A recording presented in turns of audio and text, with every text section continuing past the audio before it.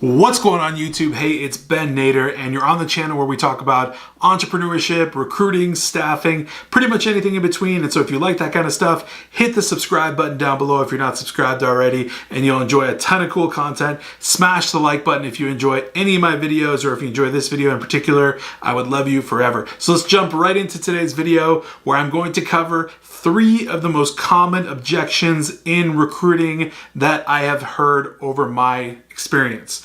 Now, these are very, very standard, very, very basic, and probably the most common objections you'll get if you're just starting a recruiting agency. These are simple, off the tongue for any hiring manager or HR person to give you, and there's very simple comebacks to these that can lead you down the pathway to success. So without further ado, I'll get right into it. The first common objection is usually price. So it shouldn't be, because generally nothing should be about price in recruiting and staffing, because ultimately at the end of the day, you are providing a service that is going to be way more valuable than what they're actually paying for. And so price shouldn't be an issue. However, it does become an issue, and they make it an issue, and they say something like, your fee is too high, or why would we pay $3,500 for you to find someone for us?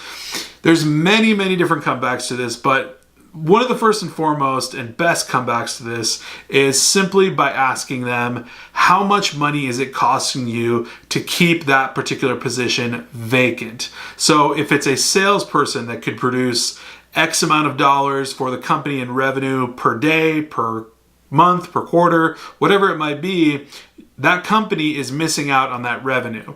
And therefore, by not paying a $3,000, $4,000 fee up front, they could be missing out on $30,000, $40,000 over the course of a month or a quarter in revenue. So every single day that that position remains vacant, they are losing money, and you can explain that to them and basically ask them, do the math. What does remaining this position vacant cost you, rather than simply having a direct hire through us and paying a one-time fee and then putting someone in the role?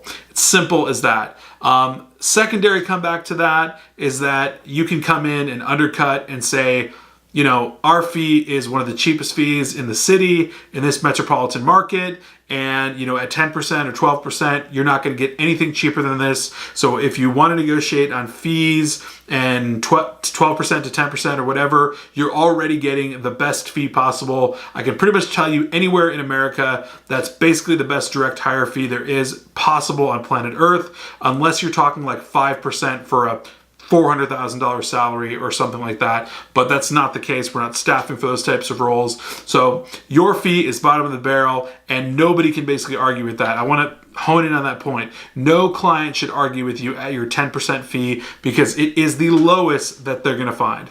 Another huge point that you can get into someone with, as if it's an HR manager or even a hiring manager, is if they tell you something along the lines of, you know, they have an internal recruiting team and they're working on those roles. Well, you can simply come back and ask them, well, what has that internal recruiting team done for you? What are they producing? I mean, they're getting paid salaries, probably $60,000, $65,000 a year. What are they producing? Are they finding these candidates that you need? Are they getting them, you know, on board? Are they finding the niche people that you need, you know, to fill these vacancies?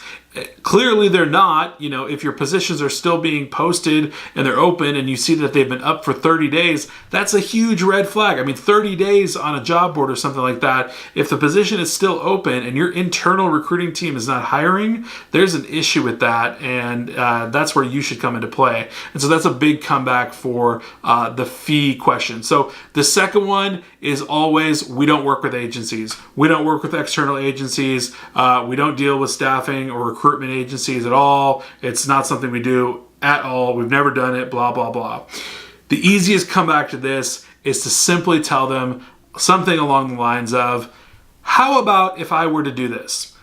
Present you with 3 to 4 to 5 candidates at the end of the week and show them to you. And if you like one of them, maybe we can enter into an agreement and you can hire one of them, and we'll give you a 60-day guarantee on that person, and we'll give you 30-day net payment terms, and we'll go that route. And that's a really easy way to slide right into a deal off of that objection, because oftentimes people will simply say, we just don't use recruiting agencies. It's one of the easiest objections for them to throw out. It's so easy for them to just say, nix, we don't use recruiting agencies, done. But you always have that comeback, and you could say, well, that's interesting. Okay, fair enough. But if I were to provide you with 3, 4, 5 candidates, you take a look at them, you like one of them, hey, maybe we can do business. How about that? Oftentimes, this will grease the conversation and get something going. So that's a really good way about, going about starting an actual conversation and getting some candidates in the door. The third that I can think of here is, why should we use you in particular as our recruiter or our staffing agency to fill our vacancies? Now, this is one that you might get towards the end of a conversation, or maybe a hardline negotiation if you're talking with HR or even a hiring manager, even though hiring managers are much more approachable about these sort of things, because they're the people that actually feel the pain and need the vacancies, and they need the employees right beneath them. HR is usually the people who just nix this stuff off the bat. And so it's a hard battle fought with them. But usually, if they simply tell you things like, why should we use you? This is a really, really easy but snide way to go about it. You actually flip the objection on them, and you basically tell them, here's the deal. There are hundreds, if not a couple thousand, recruiting agencies in this city. Now, I can't tell you exactly why you should use me. There's no specific reason why you should use me. However, why shouldn't you use me? We work on a contingent basis. You don't pay until you get a candidate that you love that's completed a guarantee period, guaranteed for 60 days long. So why shouldn't you use me? So if someone's coming at you and saying, well, why should we use you in particular? What advantage do you have? Here's the deal with that. Everybody utilizes Indeed, Resume Finder. Everybody utilizes LinkedIn. Everybody's using like ZipRecruiter. I mean, you name it. Any tool that's on the internet, every recruiting agency has and is using. Okay, believe me, trust me. Like, they're all using the same thing. We all have the same database. I have the same database as any other recruiting agency in Seattle right now. Okay, so the question of why they should use me is very irrelevant, and it's somewhat ignorant on their part, because they clearly don't understand staffing entirely, and it's not a very good question to ask a recruiter or a recruiting agency, because we're just going to flip it and we're just going to say, well, it's an irrelevant question, because the point is, try me out. There's no point in not trying me out, because everything's contingent basis. So you are not paying a fee until you actually get the candidate that you want. So there's no point in asking me why you should choose me over any other recruiting agency.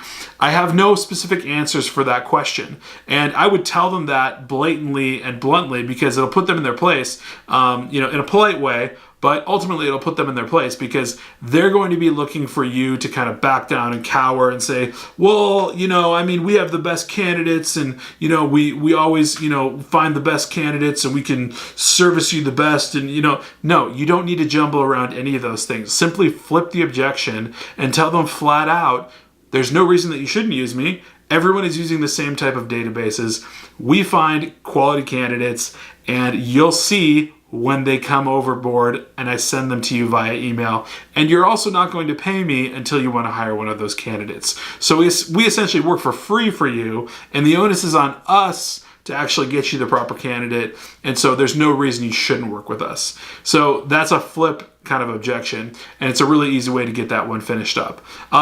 Honestly, at the end of the day, the takeaway of this video is that in recruiting, especially, starting a recruiting agency, you've got to learn that a lot of what you're doing is consulting. So you're not simply dealing with clients and finding candidates for their vacancies. Most of what you're doing is a lot of consulting with hiring managers and HR and whoever it may be that's dealing with hiring candidates for their organization.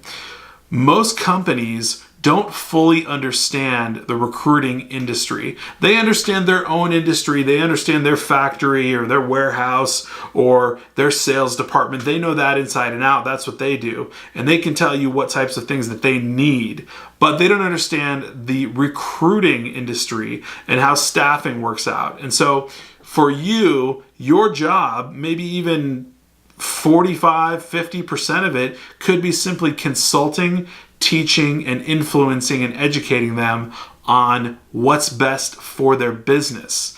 And this is all truthful. This is not like backhanding or going behind their back in any way or kind of coming through the back door at all. This is being very hyper transparent and direct, like I mentioned in a few other videos, where you're essentially telling them, hey, this is what's best for you. I mean, you're not going to pay me until I find you the candidate anyways. There's nothing that I have to gain from informing you of all this information, right? So consulting them by explaining, hey, this is how it works. We collect a contingent fee. There's a guarantee on the candidate. You are at zero risk by basically using us to bring on candidates and go forth. So at the end of the day, you're doing a lot of consulting, and with that comes relationship building. So not only are you going to be flipping all these objections on potential clients when you close deals with them and sign an agreement,